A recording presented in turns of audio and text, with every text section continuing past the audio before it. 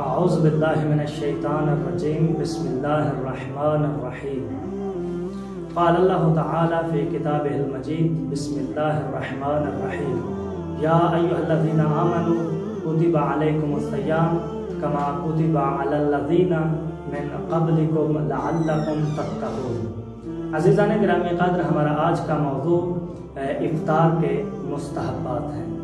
تو افطار کے مستحبات میں سے سب سے پہلے میں جس مستحب عمل کو ذکر کرنا چاہوں گا وہ یہ ہے کہ اول وقت میں افطار کیا جائے۔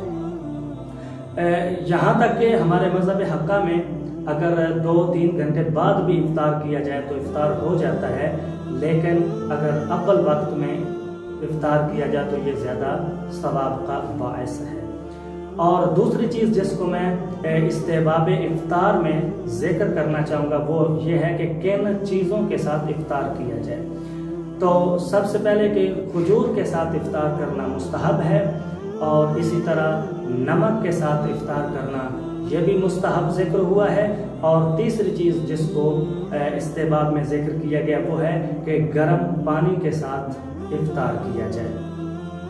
اور یہ تو وہ چیزیں تھیں کہ جن کو کھانے میں شامل کیا گیا ہے، اور آگے جس کو میں استحباب میں ذکر کرنا چاہوں گا وہ یہ ہے کہ نماز مغربین کے بعد افطار کیا جائے، بلکہ بعض روایات میں یا بعض مقامات پہ فقط مغرب کا بھی ذکر ہے کہ نماز مغرب کے بعد افطار کیا جائے۔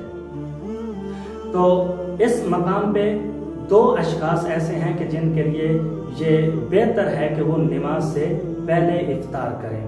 کون سے وہ ایسے شخص ہیں؟ سب سے پہلے وہ شخص کہ جسے بھوک اور پیاس زیادہ لگی ہوئی ہو، اگر وہ نماز پڑھے گا تو اس کی توجہ اور اس کا التفات جو ہے وہ نماز سے ہٹ کر بلکہ بھوک اور پیاس کی طرف رہے گا۔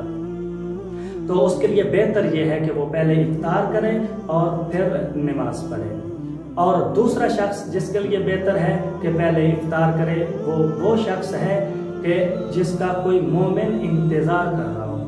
اگر کوئی مومن اس کا انتظار کر رہا ہے تو اس کے لیے بہتر ہے کہ وہ پہلے افطار کرے مومن کے ساتھ اور پھر نماز ادا کرے۔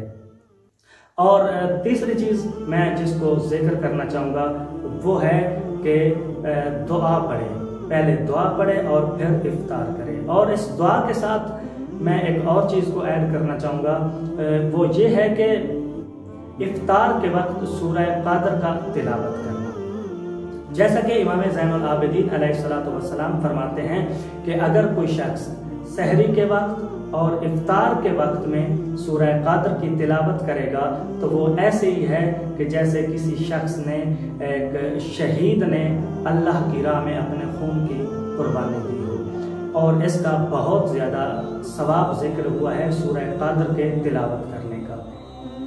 اور آخری اور سب سے مہم جس چیز کو میں ذکر کرنا چاہوں گا افطار کے مستحبات میں وہ یہ ہے کہ افطار کے وقت اس امر کی جانب توجہ کرنا کہ آیا یہ میرا روزہ قبول ہوا ہے یا نہیں ہوا۔